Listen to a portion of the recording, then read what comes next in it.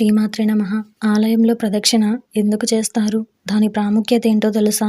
సాధారణంగా దేవాలయాలకు, ఆలయాలకు నిత్యం వేలాది మంది భక్తులు తరలివచ్చి దేవుడి దర్శనం చేసుకుంటూ ఉంటారు. ఎందుకంటే ఆలయ సందర్శన మాత్రం చేతనే మానసిక ప్రశాంతత లభిస్తుందని పెద్దలు చెప్తుంటారు.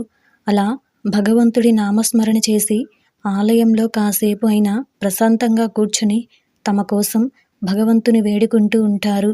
దేవాలయాలకు వెళ్ళిన ప్రతి ఒక్కరూ ఖచ్చితంగా ప్రదక్షిణలు చేస్తూనే ఉంటారు. అయితే ఆలయం చుట్టూ ప్రదక్షిణలు ఎందుకు చేస్తారు? అసలు ప్రదక్షిణం ప్రాముఖ్యత ఏంటి? ఈ విషయాలను గురించి ఇప్పుడు మనం ఈరోజు ఈ వీడియోలో చూసి వివరంగా తెలుసుకుందాం. అంతకంటే ముందు ఈ వీడియో కనుక మీకు నచ్చినట్టయితే లైక్ చేయండి, షేర్ చేయండి. అలాగే మరెన్నో ఇలాంటి ఆధ్యాత్మిక విషయాల కోసం మన ఛానల్ని సబ్స్క్రైబ్ చేసుకోండి. ఇంకా విషయంలోకి వెళ్తే ఆలయం చుట్టూ అనగా గర్భగుడి చుట్టూ ప్రదక్షిణలు చేయడం ద్వారా గ్రహచారాలు బాగోలేకపోయినా అవి సరి అవుతాయి. ఇకపోతే ప్రదక్షిణలు శ్రద్ధతో చేతులు జోడించి చేయడం వలన మేలు జరుగుతుంది. అయితే ప్రదక్షిణలు చేయమన్నారు కదా అని ఎన్ని అంటే అన్ని అసలు చేయకూడదు. నియమిత సంఖ్యలోనే ప్రదక్షిణలు చేయాలి.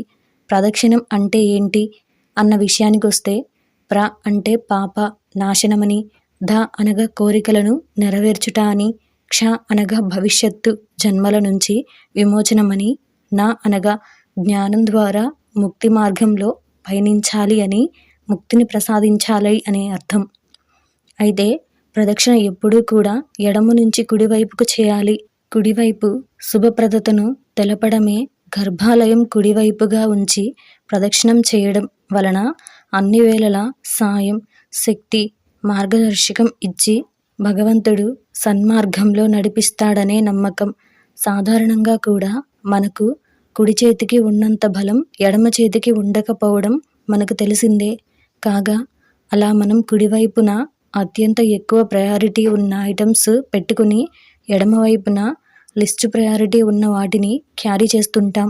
అది మన సంప్రదాయంగా వస్తుంది. ఆ క్రమంలోనే ప్రదక్షిణం కుడివైపునకు చేయడం వల్ల మేలు జరుగుతుందట.